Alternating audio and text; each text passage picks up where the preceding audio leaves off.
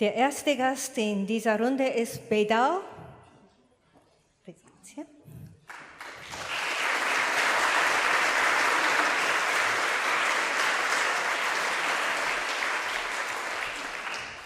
Geboren in Beijing, musste er wegen der Kulturrevolution seine Schulausbildung unterbrechen und arbeitete über 10 Jahre schwer körperlich am Bau mit Beton und Eisen, also mit schweren Materialien und nicht mit der federleichten Materie Papier, mit der die meisten Dichter vertraut sind.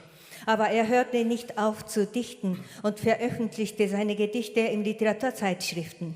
In den 80er Jahren besuchte er zum ersten Mal Amerika und Europa. Während er im Jahr 1989 mit dem Künstlerprogramm des DAAD 4 Monate in Berlin verbrachte, passierten die Ereignisse, die man als Massaker auf dem Platz des himmlischen Friedens bezeichnet.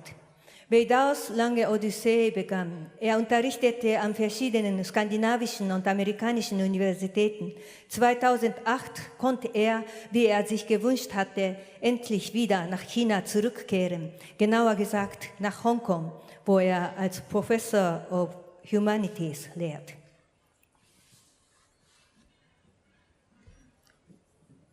时间的玫瑰，当守门人沉睡，你和风暴一起转身，拥抱中老去的是时间的玫瑰。当鸟路界定天空，你回望的落日，消失中呈现的是时间的玫瑰。当刀在水中折弯，你踏笛声过桥，密谋中哭喊的是时间的玫瑰。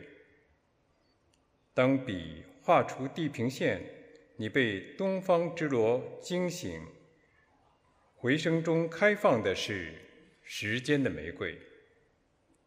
镜中永远是此刻，此刻通向重生之门，那门开向大海，时间的玫瑰。Die Rose der Zeit. Wenn die Wächter tief schlafen, machst du kehrt und mit dir der Orkan. Was die Umarmung flieht, ist die Rose der Zeit. Wenn der Weg der Vögel den Himmel bestimmt, schaust du zur Abendsonne zurück. Was schwindend erscheint, ist die Rose der Zeit. Wenn Messer sich im Wasser krümmen, überquerst du auf Flötentönen Brücke um Brücke. Was verborgen klagt, ist die Rose der Zeit. Wenn Stifte Horizonte malen, wirst du vom Gong im Osten geweckt. Was widerhallend sich öffnet, ist die Rose der Zeit. Einem Spiegel bleibt ewig dieser Moment, der Moment auf dem Weg zum Tor der Wiedergeburt. Dieses Tor öffnet sich dem Meer der Rose der Zeit.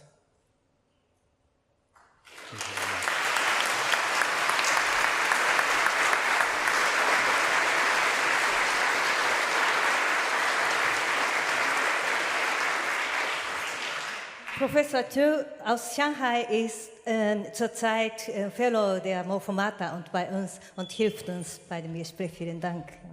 Ja. Ich habe Beidao einmal in China erlebt, da war eine Lesung und da waren 300, 400 junge Leute zu seiner Lesung gekommen und die wollten nicht nur Lyrik hören und auch wissen, was er denkt und so weiter und ob er denkt, dass die Poesielesung eine politische Bedeutung in China hat. 就是他说你有一次在中国做那个就朗诵会的时候，当时有300-400个人在那边听，然后他想问的问题就是说，你认为这个诗歌在中国有没有政治的意义？Oder politische Einfluss, ja, dass das eine Gesellschaft ändert. 你说是香港还是在大陆？在大陆，大陆哈。Ja, auf Festland, ja. Okay. 先特别介绍这个朱建华教授，因为第一次跟他见面，我的那个英文水平也不够，现在中文水平也越来越在衰退。那么我先简单的说一下因为这个政治实际上中国政治是一个很复杂的一个层面，不能简单的说。Ja, ich habe mich sehr gefreut, dass ich Herrn Zhu Jianhua kennengelernt habe. Und was die Politik in China betrifft, das ist ein kompliziertes Thema. Ja, also besonders in China ist das eine sehr komplizierte Sache. 比如说现在，Ja, Entschuldigung. 你再说，noch nicht zu Ende. 其实我那个 Yoko，他是我邀请他参加香港国际诗歌之夜，2015年，2年前，所以你也参与了，就是我们就是这次诗歌节，上一届诗歌节的时候，我们也讨论叫诗歌与冲突，当时也请特别请中东的诗人们，包括巴勒斯坦诗人，也包括以色列诗人，都参加了，这是一个最主要的焦点。Ja, also 2015 habe ich in Hongkong ein Gedichtefestival organisiert und da war Yoko auch anwesend und wir haben auch Dichter aus Nahosten eingeladen, aus Palästina und so. Ja. Und da war dieses Thema auch ein Schwerpunkt. 如果我说现在因为我现在还在主持香港的国际诗歌节，那么是第5届的，就是刚刚11月这个刚刚结束。我们的主题其实也讨论叫古老的敌意，这个包括政治其中的一部分。其实他是奥地利的那个叫里尔克，很有名的这个诗人，奥地利诗人。他以前他这有2句诗，他说。诗歌不是生活以伟大的作品之间，永远存在着古老的敌意。其实这个层面是超过了这个政治的层面。舞蹈的。他叫里尔克。舞蹈的。里尔克他说的生活是2句话，叫诗歌生活以伟大的作品之间，永远存在着古老的敌意。这是我们诗歌节的主题，就是上一届的诗歌节的主题。Ja, wir haben in Hongkong jetzt gerade im November den 5.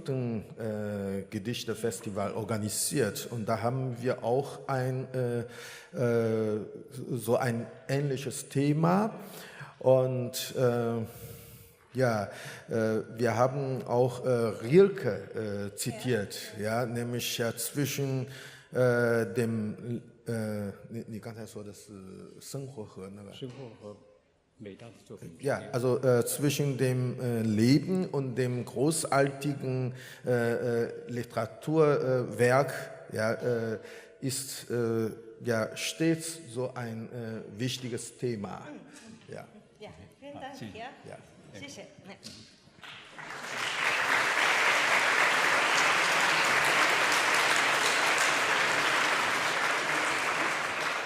Jetzt Ito-san, どうぞ。Hiromi Ito wurde in Tokio geboren und wuchs dort auf. Schon als Studentin der Aoyama Universität veröffentlichte sie ihre Gedichte in Literaturzeitschriften. Als sie 23 Jahre alt war, erschien ihr erster Gedichtband und sie erhielt dafür ihren ersten Literaturpreis. Seitdem erschienen zahlreiche Bücher. Ich besitze nur 15 davon. Sie hat oft ihre Wohnorte gewechselt, nachdem sie im südlichen Teil Japans, Kumamoto, gelebt hat, war sie 2 Jahre in Warschau und jetzt lebt sie in San Diego. In unserer Publikation finden Sie einen wunderbaren Text, den Professor Hijiya Kirschnereit für uns übersetzt hat. Und jetzt liest sie ein Gedicht, in dem die Stimme der japanischen Ehefrau von Lafcadio Han spricht. Lafcadio Han war irisch-griechischer Autor, der die letzten 8 Jahre seines Lebens von 1886 bis 1904 in Japan verbrachte.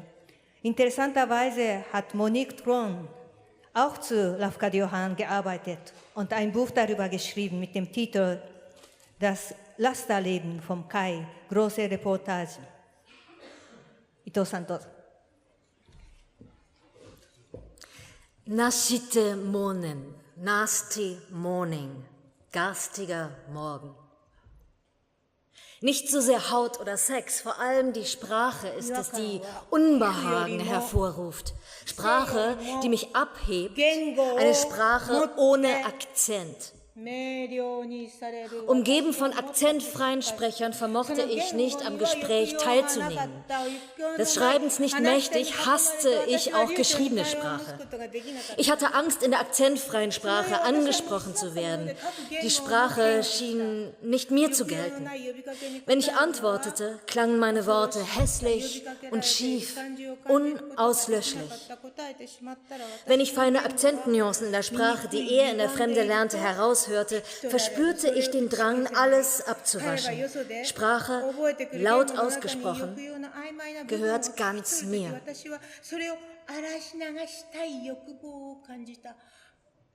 Wissen, Gefühle, Gefühle, Zeit, Essen, auch unter dem Einfluss eines anderen, auch unter der Kontrolle anderer, selbst wenn die Sprache, die er schreibt, nur von anderen verstanden wird, die Sprache, die in mein Ohr dringt und aus meinem Mund kommt und zugleich verhallt, ist ganz meins. Meins auch feucht von Speichel, was ich behaupten möchte. Wenn spät nachts ich ihm den Rücken schrubbe, spül ich, so mein Herzenstraum, von seiner fleckigen Haut all die akzentfreie Sprache herunter.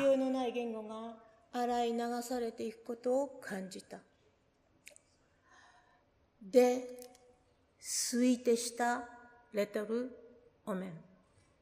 The sweetest little woman. Das hat er mir mal beigebracht. The sweetest man. The sweetest man. Ahmte ich ihn nach. Nachgeäffte Sprache. Atme, atme. Fremd wie ein Frosch, wie eine Grille. Er spricht es mit Leichtigkeit aus. Zuallererst aber lernte ich Nasty Morning. Dann I have eaten plenty. I have eaten plenty. I am not hungry. I am not hungry. You are not hungry. Dann You are not hungry. An dem Tag berührte ich seine Sprache zum ersten Mal. Doch dann war ich eifersüchtig auf die Sprache. Durch sie ist er mit der Welt draußen verbunden. Er schreibt, die Leute lesen, es bleibt. Er schreibt, die Leute lesen, es bleibt. Er schreibt, die Leute lesen, es bleibt. Aber jetzt spricht er zu mir. In seiner Sprache, die bleibt. Genau wie meine Sprache mit Stimme, die verhallt. Die verhallende Sprache ist sweet. Mag auch in dem Moment die Beziehung enden oder seine Erinnerung. Die Sprache mit Stimme, die verhallt, ist sweet.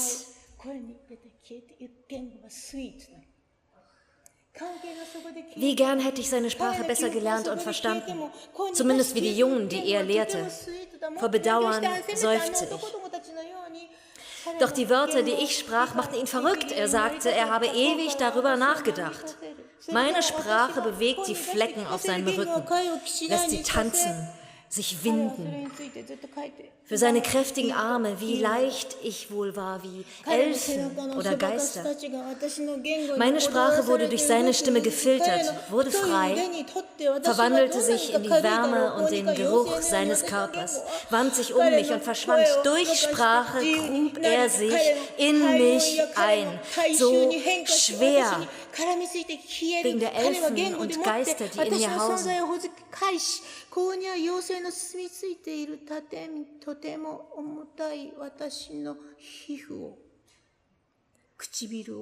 Meine Haut, meine Lippen, die er suchte und fand.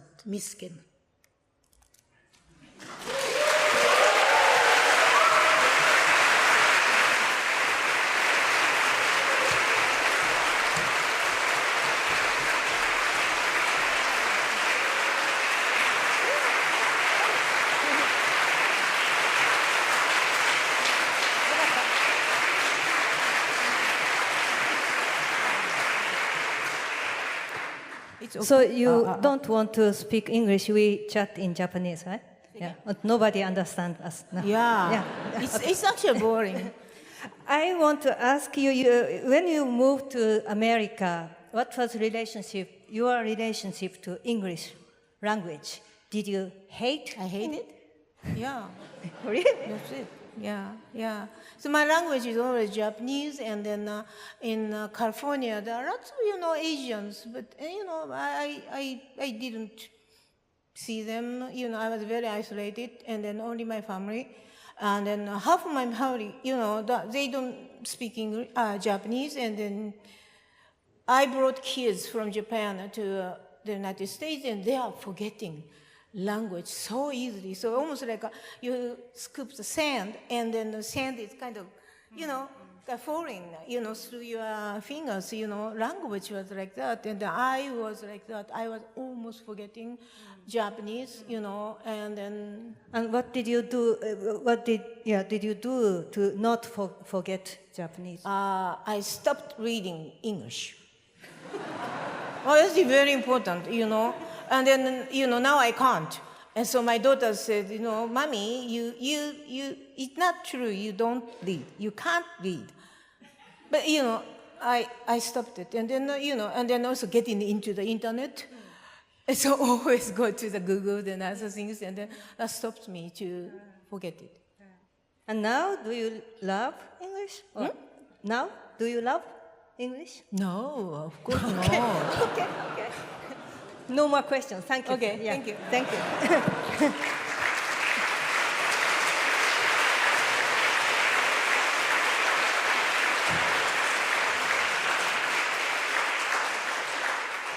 And now, may I ask you to join us, Teju Cole? Yeah, please.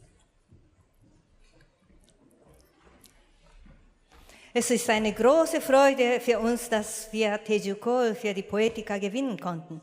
Geboren in Kalamazoo, aufgewachsen in Lagos in Nigeria, kehrte er nach der Schulausbildung zurück in die USA, studierte am Kalamazoo College Kunst und Kunstgeschichte. Dann wechselte er zum Medizinstudium an der University of Michigan Medical School, unterbrach das Studium und ging nach London, wo er mit dem Magisterabschluss sein Studium der Kunstgeschichte absolvierte.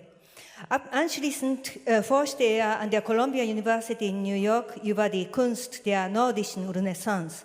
Ich erzähle das Ihnen deshalb so genau, weil heute viele Studenten im Publikum sitzen und unter ihnen vielleicht auch solche, die einen sinnvollen Umweg im Studium durchmachen. Und jetzt wird er aus seinem Buch Blind Spot lesen, das aus Fotos und kurzen literarischen Texten besteht. Leider ist die deutsche Übersetzung dieses Buches noch nicht erschienen, aber Heinrich Dettering hat freundlicherweise einige Texte daraus ins Deutsche übersetzt.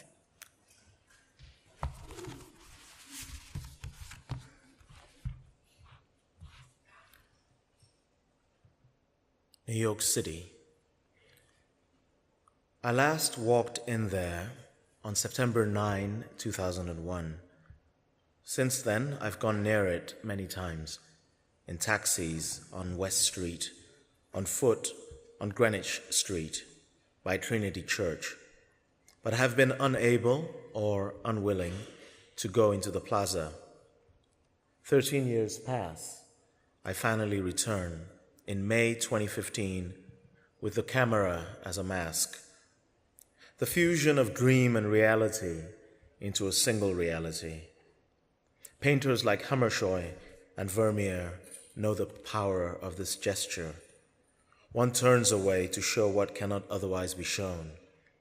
The sense in turning away, the power of a gesture that speaks without being spoken to. Walz. Die Therme öffnet sich nach außen wie die Erweckung des Lazarus. Aber dies ist der Augenblick gleich nach dem Wunder. Die Menge hat sich zerstreut. Lazarus geht nach Hause, nimmt seinen Job wieder auf. Seine Augen gewöhnen sich an das Licht. Seine Depression kommt wieder. Jahre vergehen und er stirbt zum zweiten Mal. Es ist so hart wie zuvor. Ihm ist kalt. Ihm ist einsam zumute. Aber diesmal sind da keine Fernsehkameras, keine Zeitungsnachricht und keine Wiederkehr.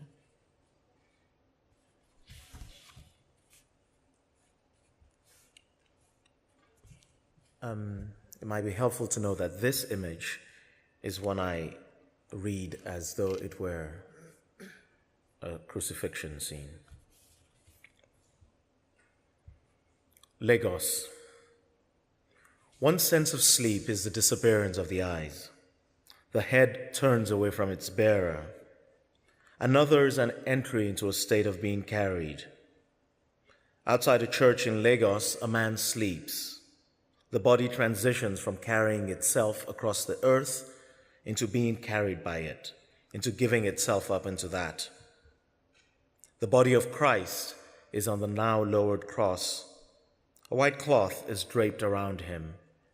He is not dead, only sleeping, a sleep of 2 nights and 1 long day. Around him at the moment of descent are John the Beloved, Joseph of Arimathea, Nicodemus, Mary Magdalene.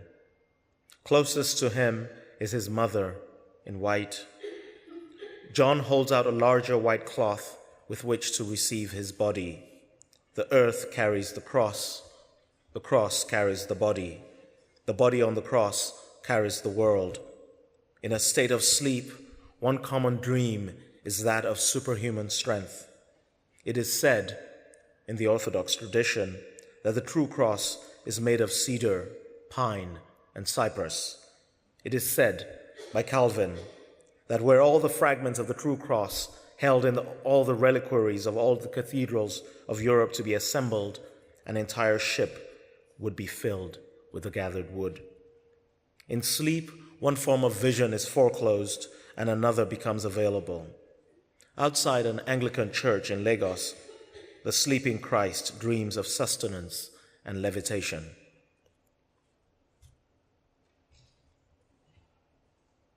Berlin. Der Mensch, nackt geboren, wird hinabgeworfen in eine private Finsternis unter einem Totenhemd. Die Mode von Guantanamo hat ISIS als Inspiration gute Dienste geleistet. Der Jumpsuit, übergroß, ist an den Knöcheln aufgerollt. Die Kapuze, wie ein Augenlid, lenkt die Aufmerksamkeit nicht nur auf das Verborgene, sondern auch auf das, was auf uns zurückblicken würde, wenn es könnte.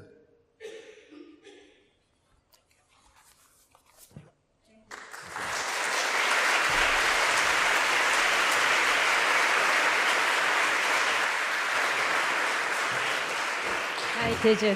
Hello. I'm so glad to have you here. And It's good to be here. do you really want to spend a week, the whole week with us in Köln? The entire week. Even more. All right. At this moment, and any time away from America is great. Wow. So, yeah. Okay. And in your blind spots, there are many pictures that you took in Switzerland. What is about Switzerland? Is it a special country in Europe for you, or you just like it? It's a complicated question to answer in Germany.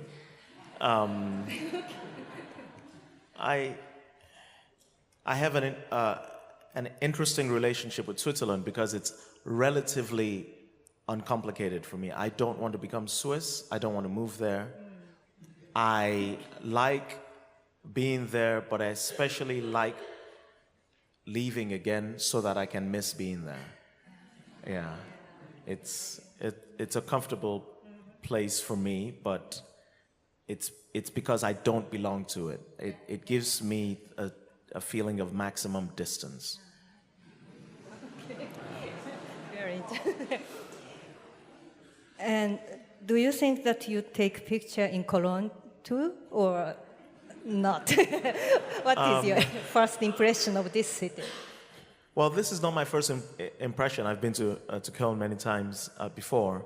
And on my last visit here in 2015, I actually took quite a lot of pictures.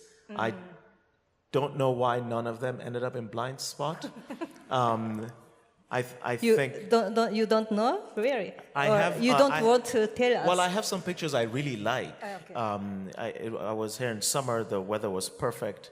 Maybe it ended up being maybe too beautiful. I don't know what happened, but somehow the pictures have to come out of some kind of tension that then relates to history in a way. And I've just learned not to force it. So when it happens, it happens. Yeah. So tomorrow you will read from your novel Open City. And in that book, we can see that you know much about the art and also music. And now you have 2 minutes to talk about Beethoven or Mahler. Oh, gosh. Beethoven or Mahler? Well... What's your choice? Well, Beethoven is he's sort of like the hometown hero, right? He's from Bonn. He's from the neighborhood. You have to give me more. What do you want me to say about either of them? I'll say something about them. Okay. Our subject is metamorphosis. If you are thinking about the metamorphosis in the music, can you imagine something in the music of? Well, well, both of them. So Beethoven is very interesting, right? Because he goes deaf, and so how do we understand his late work? Is it the work of somebody who's struggling with deafness, inability to communicate, or somebody who just has such an overwhelming artistic spirit that the work was always going to go there? For me, late Beethoven is something that is marked simultaneously by incredible unity, these slow movements that just unfold and it makes sense, but then also incredible fragmentation. Music that almost seems to be passing its own present moment. And even today you listen to Opus 131 and you're still confused by it. Even for us, even after Schoenberg, it still sounds very progressive. So I wonder, I wonder where that comes from. Part of the reason I'm interested in Beethoven is because he's almost, if you say Beethoven, it's a synonym for great composer. And so he becomes impossible to talk about. And that impossibility is attractive because he's still a composer, still a human being who made something, and there has to be a way of understanding it on a human level. And yet, to surpass that, it's almost like you're doing fan fiction for Western culture, and at the same time, it's still very real and very personal. So the paradox is almost permanent. He's too great, and yet he's incredibly intimate. Thank you. Yeah. Thank you very much. And thank you for your art. Please take the seat.